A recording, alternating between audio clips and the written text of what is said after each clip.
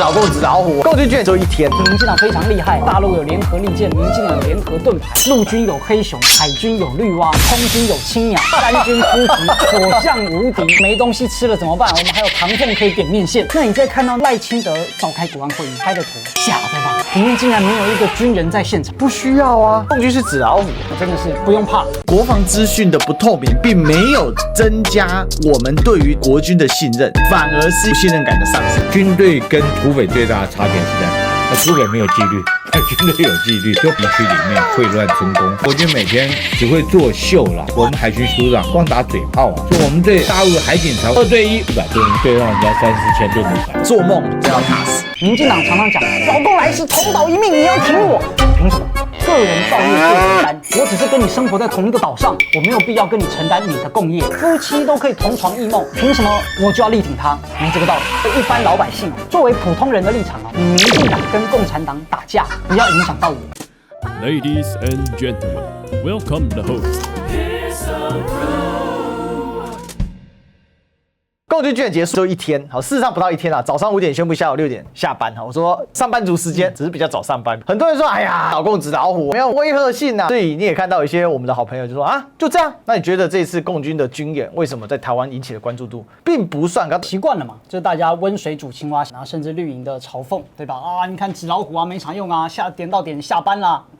那这就让我想到一段历史故事：隋朝大军是如何南下攻打陈朝的陈后主。当时陈后主水灭陈之战也是觉得哇，我有长江天险啊。然后呢，隋朝都是纸老虎啊，拿一把扫把都可以对抗到底。那当时隋朝派了贺若弼跟韩擒虎2名大将，他们是如何作战呢？基本上也是在搞所谓的假军演啊，因为两军对垒嘛，各自安营扎寨。然后呢，陈朝的大军啊，有时候就会听到，哎呀，这个隋朝大军集结了，他们要打了啊，然后所以陈朝呢马上就集结。结果集结好了之后，发现哎没事啊，好像对方就只是集结一下做个样子。过没多久之后，对方又来一次，然后成员赶快集结，然后对方又没什么事。那周而复始啊，大概好久之后，大家就习惯了，就觉得隋朝就是在演戏，没什么事啊。对方呢也就是在配合啦，好不好？抓兔子啊，结果呢就趁着过年呐，陈朝还在欢庆的时候，隋朝大军就直接攻入，杀个措手不及，陈朝就没了。那关键的几个战役呢，就趁着过年，而且呢先前弄个好几次所谓军事演习，然后麻痹你了，让你都习惯了，所以自然而然大家就不设防。所以呢，台湾现在面临这个状况啊，如果民进党要带头告诉大家，没关系啊，大陆纸老虎啊，我觉得解放军听了会非常开心啊，因为这一次呢，军方其实是非常紧张的啊。你可以看到我们该反应的其实是有反应啊，你可以看到地对空的导弹啊，或者船啊或飞机啊都有所因应。那你再看到赖清德拍的图，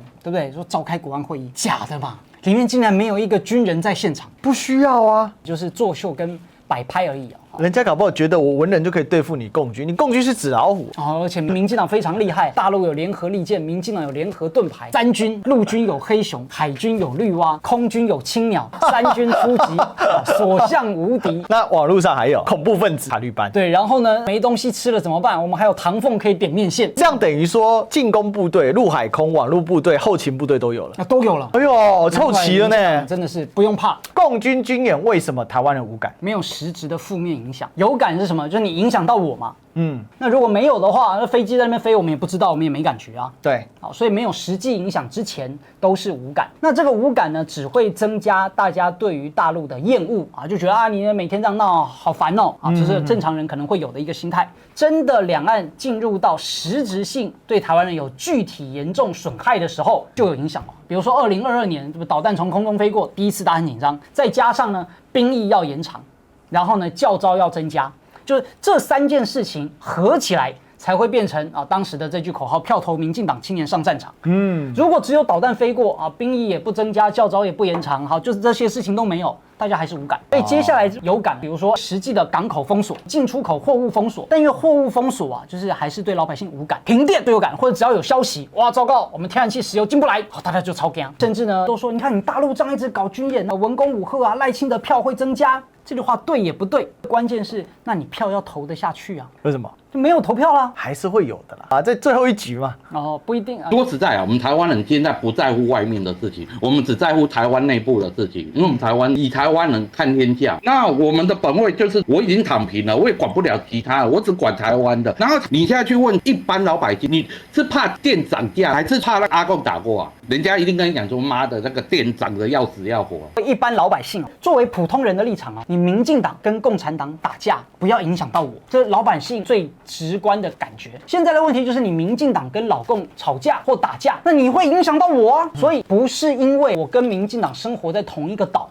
我就要跟他承担所有的业障。对，民进党常常讲老共来袭，同岛一命，你要挺我，凭什么？我只是跟你生活在同一个岛上，我没有必要跟你承担你的共业，个人造业个人担，夫妻都可以同床异梦，凭什么我就要力挺他？没这个道理吧？最新的民调，台湾民意基金会调查的国军能不能守住台湾，50.4%，过半的人认为没办法守住，那认为可以守住的只有40%多一点。担不担心台湾被封锁呢？又有超过一半的人认为不担心台湾被封锁，那这不是一根筋两头堵吗？好吧，那如果我真的要我得出一个结论，那就是那我们躺平算了。我觉得很严重，因为各自机密外泄的问题，阿兵哥在靶场上爆头死亡的，包括还有像是牛山岛演习，我们好像也是蛮低调处理的。国防资讯的不透明，并没有增加我们对于台湾安全的信任，国军的信任，反而是一种不信任感的上升。可是对于对岸的部队要做什么样的工作，我们似乎又老型仔仔。那这种矛盾点，我认为很大程度是因为来自于我们国防资讯的不透明所造成的结果。国军从今年开始3不5时传出来营区自我伤害，第二个是军纪的问题。你看那陆海空三军大乱斗，还同死一个人，要不然在营区里面秽乱春宫，这种事情层出不穷。其实3不5时民众接触到这种讯息，你认为他们会认为国军守得住守不住？你知道军队跟土匪最大的差别是在哪里？土匪没有纪律，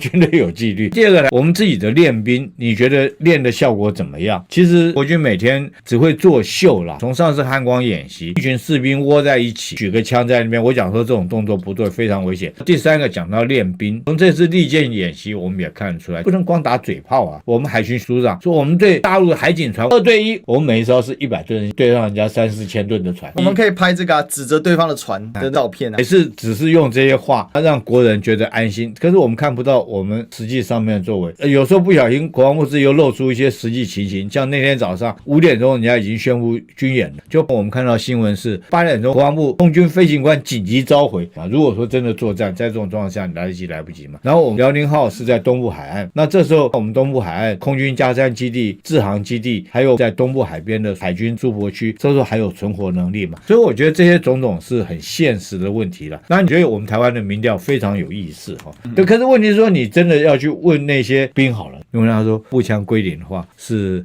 打高调高还是打低调低？打高调高，没错。哎，还好我还记得，所以你这个年代还有战力。我讲这是很实在。弟兄去军中服役的时候，营区的长官是在鬼混还是很认真在教？你从这句话就可以验证嘛。你不是说到靶场大家把子弹抠完就算了？好吧，反正总之民调跟战力是两回事了。好，是这个我想将军就是要强调这件事啊。哈，不是我一定考第1名，你不一定是第1名，做梦这要踏实。